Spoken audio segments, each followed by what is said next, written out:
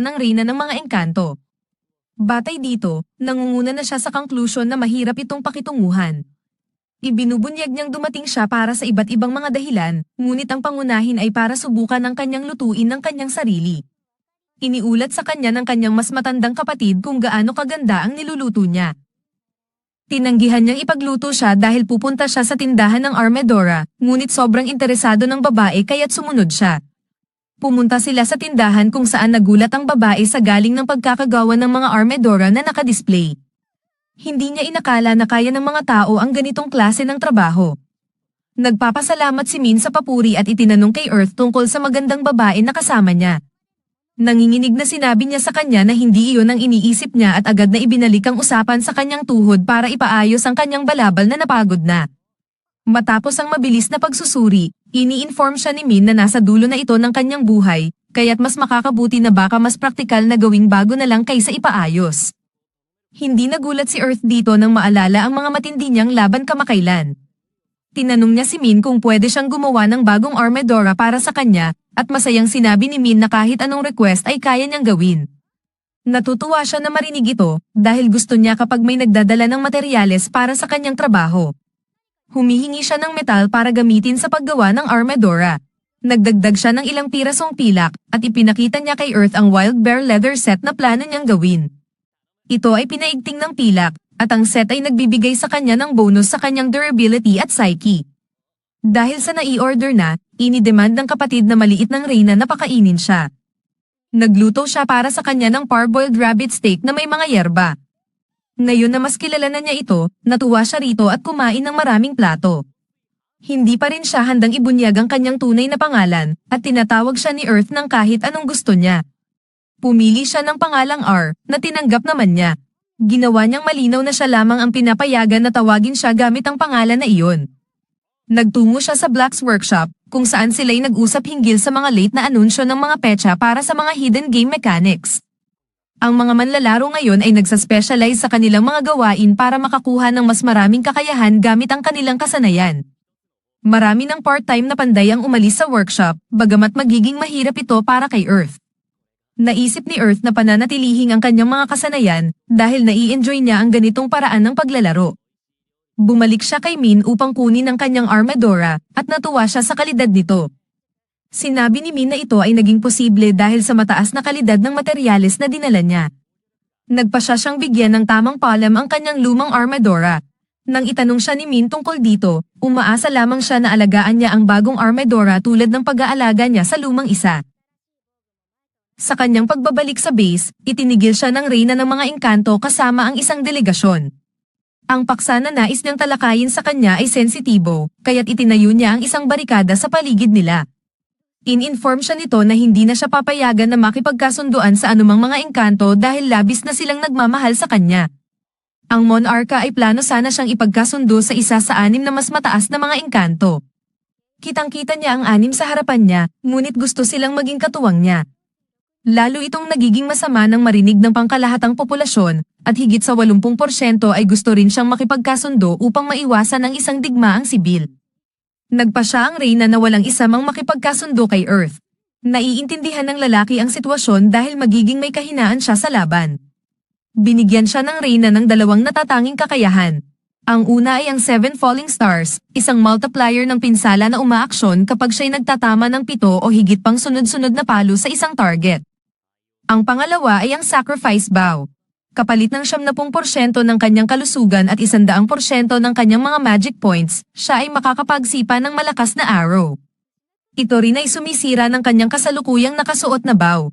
Gusto ng Reyna na gamitin lamang niya ang atake na ito sa mga kritikal na sitwasyon na kanyang pinag-agrihan.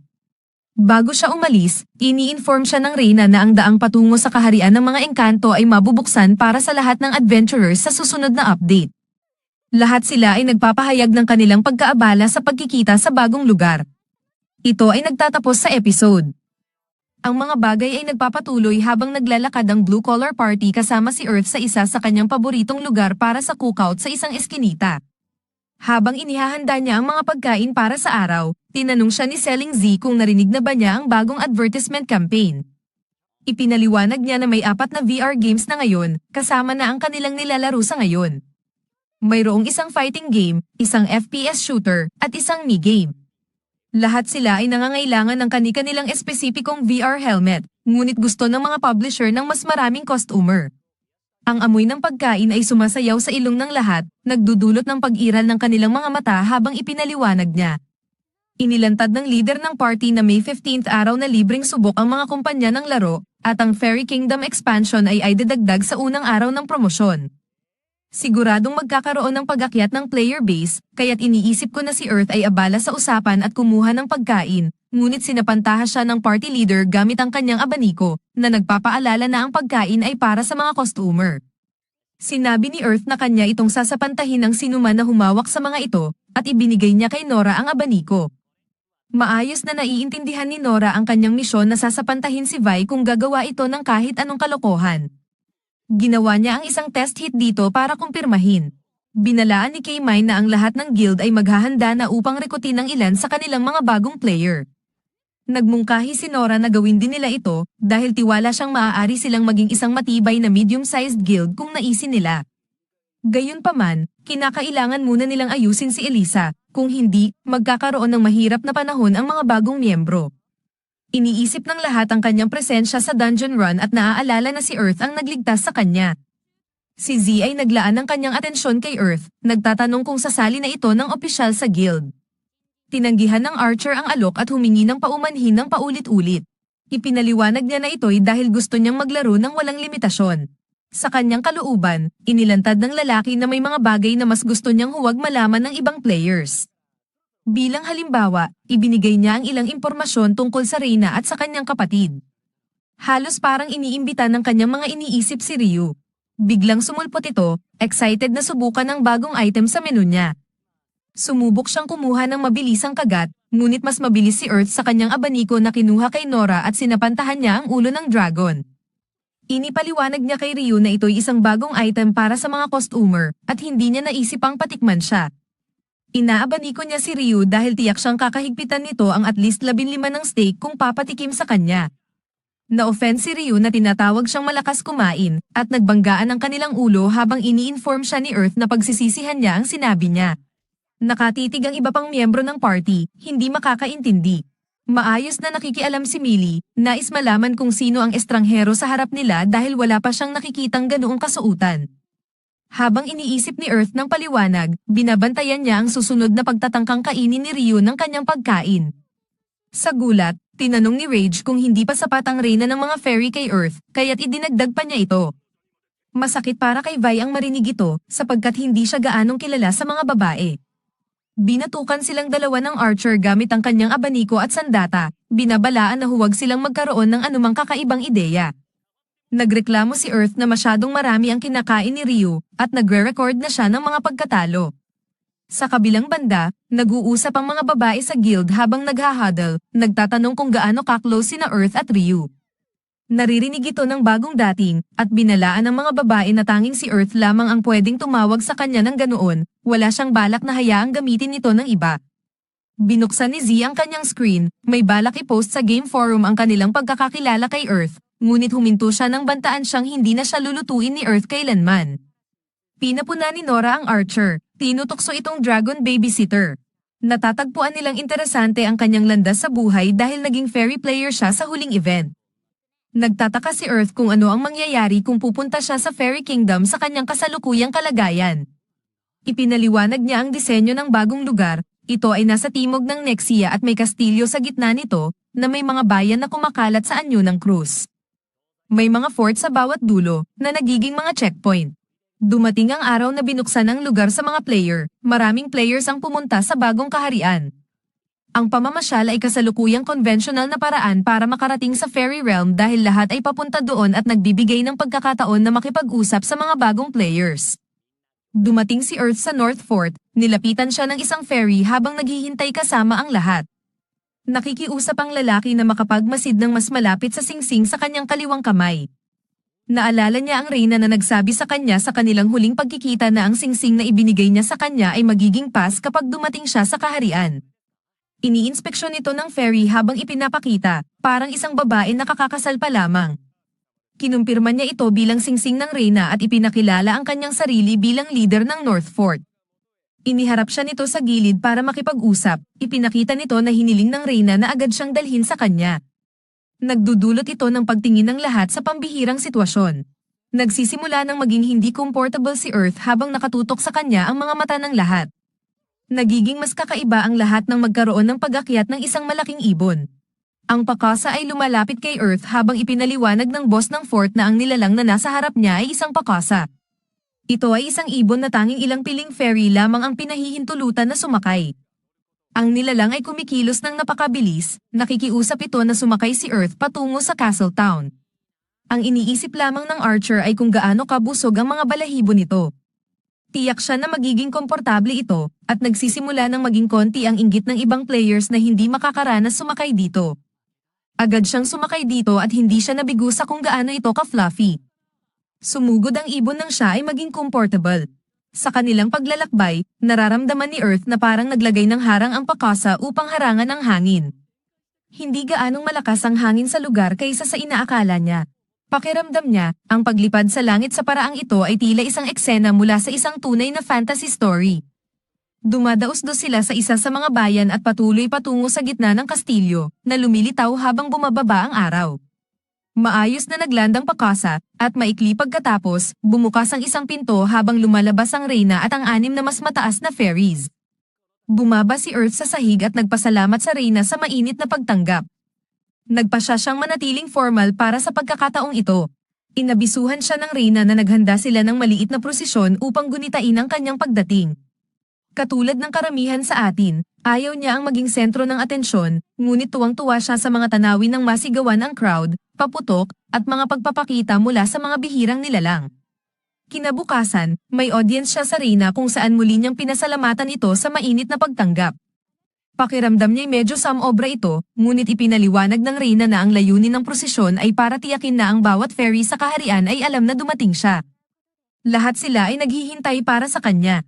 Napapailing ang reyna habang ibinubunyag na may mga tsismis na plano niyang panatilihing para sa kanya lamang. Nahihiya ang monarka sa kaisipan, at binago niya ang paksa habang ipinapahayag ang kanyang pasasalamat. Kung mananatili siya sa kanilang bansa ng sandali, ipinapangako niya na hindi nila sisirain ang kanyang pamamalagi sa pamamagitan ng pagtatalaga ng escort.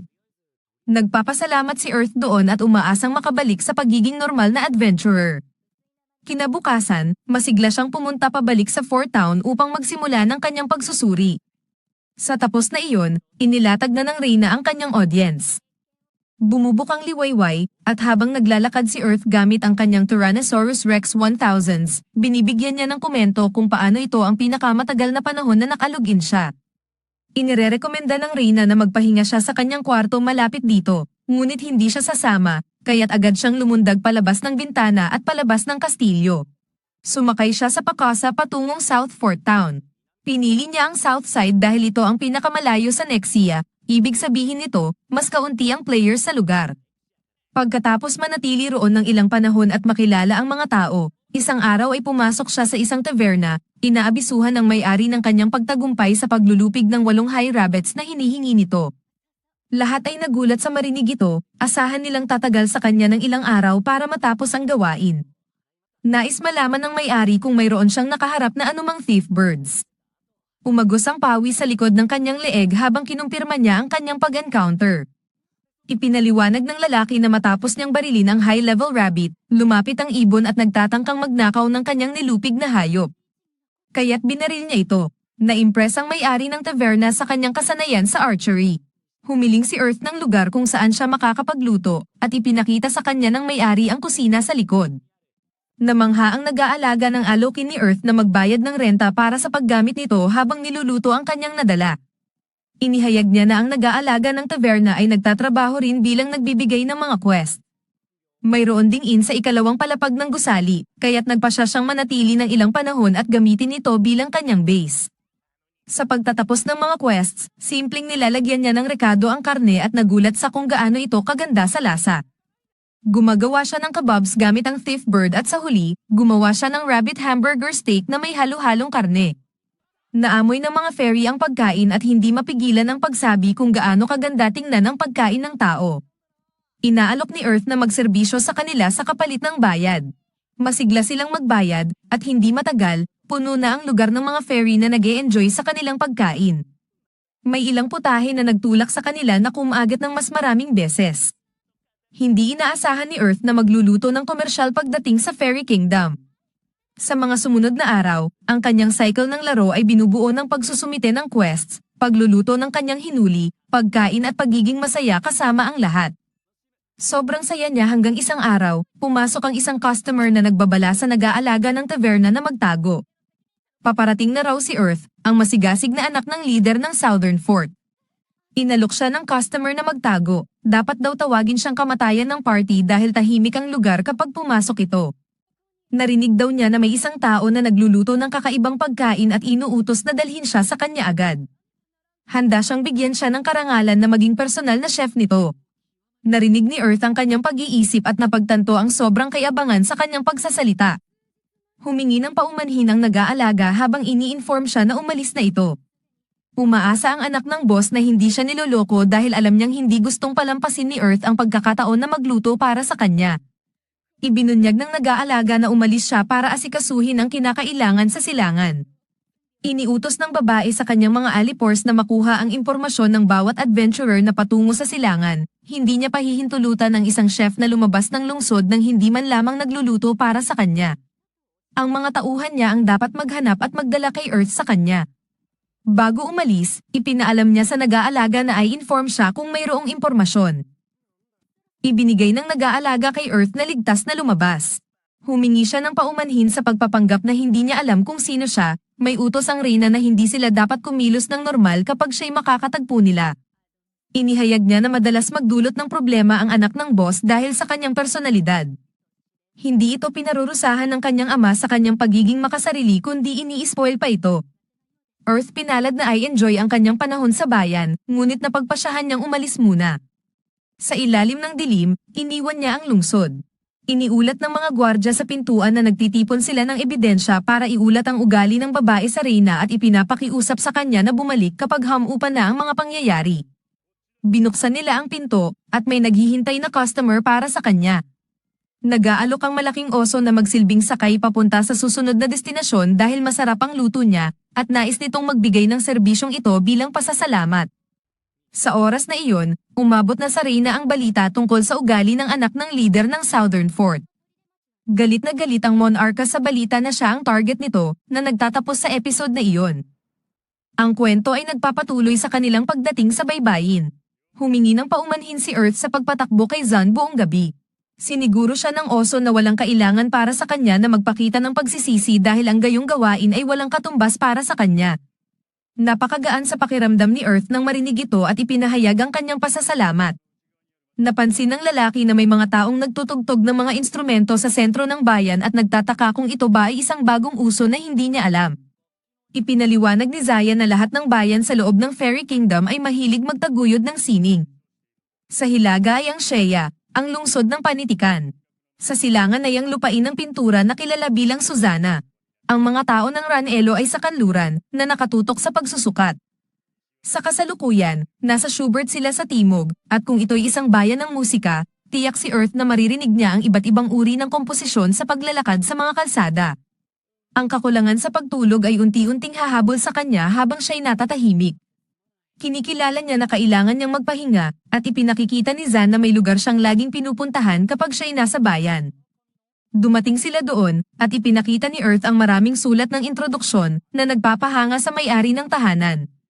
Ipinahayag din niya na ang pagiging dala siya ng wild-haired na si Zan ay nangangahulugang dapat buksan ng may-ari ang kanyang mga pinto para kay Earth. Labis na naguguluhan ng player sa tinatawag na wild-haired na parang palayaw. Ipinakikiusap ni Zayan sa may-ari na itigil na ang pagsasambit ng palayaw na ito dahil nakakahiya. Ngunit tawang-tawa lang ang may-ari sa kanyang reklamo at itinuturo ang kanilang mga kwarto na magkasunod. Nang pumasok si Earth sa kanyang kwarto, nagpaalam siya sa oso sa pamamagitan ng pagsasalita sa kanya gamit ang kanyang palayaw, ngunit ipinakiusap ng nilalang na itigil ito. Ang player ay agad na lumundag sa kanyang kama at nagpapasalamat dahil siya'y iniligtas ng isang sikat na engkantadong may sariling palayaw. Nag-logout siya upang bigyan ng pahinga ang kanyang avatar. Matapos ang ilang oras, nagising si Earth at nag-login ulit. Ang kasiyahan sa paglalakbay ay nagdulot ng malaking ngiti sa kanyang mukha. Gayunpaman, ito'y agad na nawala nang mapagtanto niyang hindi siya makakagalaw. Iniisip niya kung ito'y isang bug sa laro ngunit itinanggi niya ito nang malaman na may ibang tao sa kanyang kama. Binuksan niya ang kanyang kumot upang makita ang Fairy Queen na nasa kanyang kumot na may nakakatakot na mukha. Nanalangin siya na bumangon ito dahil ayaw niyang mayroong magkaroon ng maling akala kung makita nila ang sitwasyon. Pero hinihawakan siya ng Queen, sinasabi na hindi na siya magugustuhan ni Earth kaya hindi na siya bibitawan. Namangha si Earth sa kakaibang ugali ng Reyna. Narinig ng innkeeper ang ingay kaya't pumasok ito para mag-alok ng almusal sa player, iniisip na gising na ito. Nagulat ang matanda nang makita niyang may babae na nakadikit kay Earth at humingi ng paumanhin sa pag-istorbo.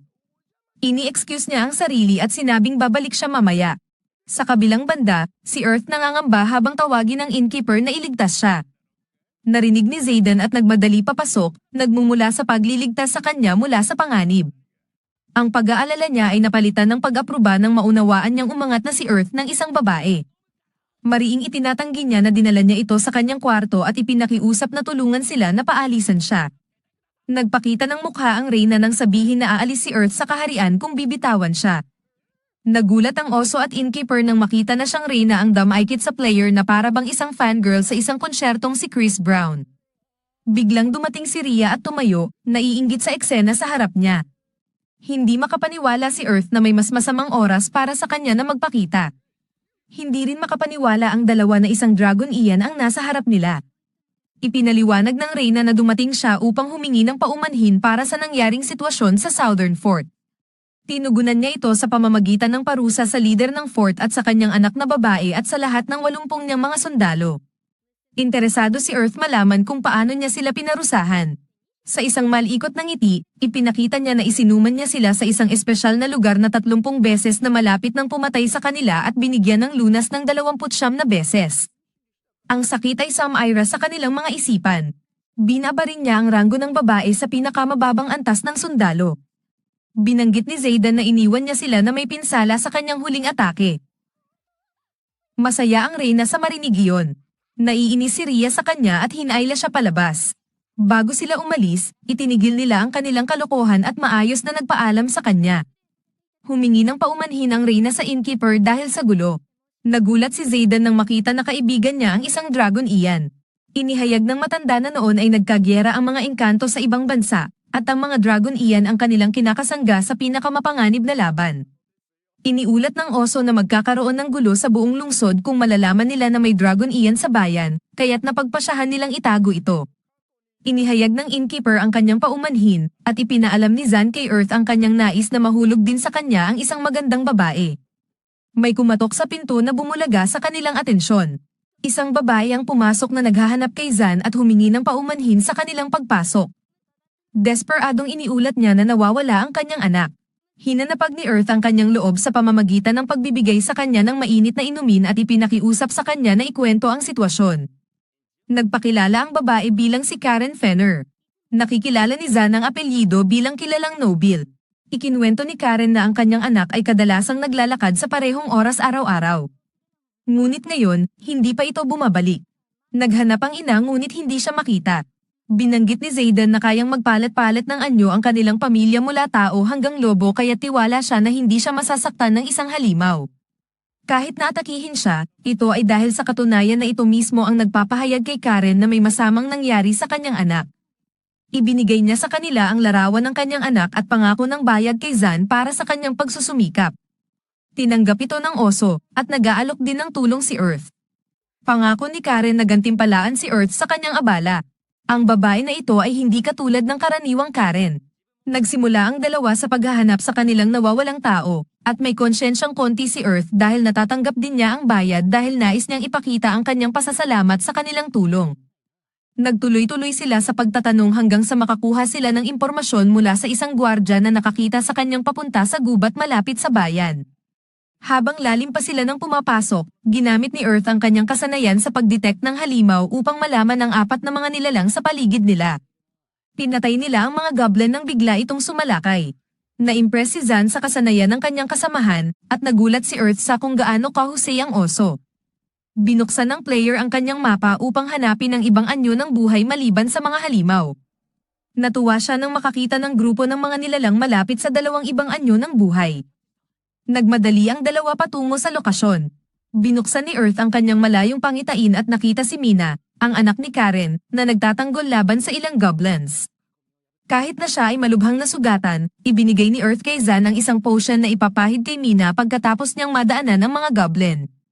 Nagbigay si Earth ng suporta mula sa malayo habang ang oso ay dumadaan upang linisin ang daan patungo sa babae. Ibinuhos niya ang potion sa kanya, na agad na nagpagaling sa kanyang sugat. Nagsanib sina Zan at Mina. Nang masamang mangyari, pangako ng oso na protektahan siya at mabilis nilang nilusaw ang mga halimaw. Sumali si Earth sa kanila agad pagkatapos ng laban. Inipit siya ulit ng oso para sa suporta dahil ito ay nagpapadali ng laban. Nagpasalamat si Mina sa kanila sa pag-save sa kanya. Ibinulgar ni Zayan na sila'y inupahan ng kanyang ina upang hanapin siya at ipinakilala nila ang kanilang sarili sa maharlikang babae. Nakilala niya ang pangalan ni Zayan at kinumpirma ang kanyang pagkakakilanlan sa pamamagitan ng pagsambit ng kanyang palayaw. Nagiging hiya ang oso sa kanyang harap. Nararamdaman ni Mina ang kanyang sobrang kaligayahan sa pag-save ng isang kilalang tao. Nakikita ni Earth ang pagtingin ng fangirl sa kanyang mata at nakialam. Gusto niyang malaman kung bakit hindi siya nag-transform, yamang mas madali sana para sa kanya na labanan ang mga halimaw. Iniulat niya na naamoy niya ang isang matamis na amoy sa hangin habang naglalakad. Biglang naging malabo ang lahat, at sa oras na nagising siya, napapalibutan na siya ng mga goblin. Hindi rin siya makapag-transform. Pagkatapos marinig ito, ibinigay ni Earth ang isang potion na iniinom bago siya subukan mag-transform ulit. Ginawa niya ito ayon sa iniutos, at nagtagumpay siyang mag-transform, na siyang nagulat sa kanya. Kinumpirma ni Earth ang kanyang hinala na siya ay nilason dahil ang ibinigay niya sa kanya ay isang anti-poison potion. Pinababalik niya ito sa kanyang anyo ng tao upang maitabi ni Zayden pabalik sa bayan. Nagsisinungaling siya sa kanila na gusto niyang magpahinga ng kaunti bago bumalik. Hindi nag-aargi ang oso at umalis. Sinabihan lang si Earth na huwag magtagal ng labis sa labas. Agad pagkatapos umalis ang mga engkanto, kinaripas niya ang taong nasa mga damo. Itinuro ni Earth ang mamahaling equipment na hawak ng mga goblin na tila hindi karaniwan. Nakipaglaban din sila bilang isang team at tanging isang human player lang ang maaaring magudyok sa kanila na gawin iyon. Hinala niya na ang may sala ay marahil ay nilaso ng Fenner para pahinain ito. Iniabot ni Earth ang isang potion sa damo na pilit na pinaalis ang player. Hindi niya alam ang intensyon ng masamang aktor, ngunit siguradong kung palalayain niya ito, sisirain nito ang ugnayan sa pagitan ng mga tao at engkanto, at maaaring magdulot ito ng gyera. Ang masamang aktor ay sumubok na umatake kay Earth, ngunit ipinakita niya ang pagkakaiba sa kanilang mga kasanayan nang madali siyang mapatay. Handa siyang bugbugin ang sinuman na nagtatangkang sirain ang kapayapaan ng walang habag, kahit na ang taong iyon ay isang tao. Habang bumabalik siya sa bayan, nakakatagpo niya si Zayden at Mina na naghihintay sa kanya sa gubat. Gusto lang malaman ng oso kung nahuli niya ang kanyang iniiwasang daga. Kinumpirma ito ni Earth, kaya't narating na nila ang tahanan kung saan nagkakasundo na ang ina at anak. Nagpahayag ng pasasalamat si Karen at nagpasya na bayaran sila ng 100,000 blow bawat isa. Matapang si Earth at nananawagan para sa isa pang kahilingan, na tinututulan ng kanyang kasamahan dahil sapat na ang bayad. Ini-ignore siya ng player at ipinahayag ang kanyang kahilingan. Gusto niyang magkaroon ng pagkakataon para kay Mina at Zaden na magkasama ng masaya. Napapatomboy ang oso sa kahilingan, at idinagdag ni Earth na si Mina ay naakit sa wild-haired hero. Kailangan kong sabihin na ang hakbang na ito ay nagbibigay sa kanya ng Wingman of the Year sa aking aklatan. Iniamin ni Mina ang kanyang interes nang sabihin na palagi niyang gustong makilala siya. Niyakap siya ng may kasamang excitement na magkaroon sila ng magandang oras. Itinutulak niya sila na umaasa na magkaayos sila sa mga detalye ng kanilang date. Pagkatapos mawala sa kanilang paningin, tinawagan niya ang Reyna at ipinaliwanag ang sitwasyon sa kanya. Iniaalay niya ang pasasalamat sa kanya para sa kanyang mabilis na pagsusuri sa panganib at iniuutos sa kanya na imbestigahan ito. Binalaan niya siya na huwag subukan na gantihan siya para sa kanyang tulong ngayong beses. Pangako ng Reyna na hindi niya gagawin ito at umaasa siya na susundan niya ito. Pagkatapos magpahinga, nagpasya siyang bumalik sa player area upang mag-restock ng kanyang supplies at mag-upgrade ng kanyang bow. Bumaba si Zayan, at tila tagumpay ang kanyang koneksyon kay Mina dahil gusto siyang mag-move in sa kanya. Sila'y nagtungo para ihanda ang kanilang bagong buhay magkasama. Nagpaalam sina Zayden at Earth at pangako na magtatrabaho silang magkasama ulit. Nagugulat ang innkeeper nang tawagin ni Earth si Pakasa upang ipadala siya pauwi. Ngunit nananawagan siya sa nilalang na ibaba siya malapit sa labas dahil ayaw niyang magsanib puwersa. Bilang pasasalamat, inihanda ni Earth ang isang kainan para sa ibon, na kinain nito at ikinatuwa. Ibinigay sa kanya ng nilalang ang isa sa kanyang mga balahibo, na isang legendary accessory na may maraming malakas na epekto. Bumalik siya sa Smith, kung saan siya nakatagpo kay Black. Nagtrabaho si Earth sa isang bagong bow, na binabalutan ng light metal, na nagbibigay ito ng mas mataas na attack power. Sa kalaunan, lumabas si Earth upang subukan ang kanyang bagong bow nang makatanggap siya ng isang breaking announcement.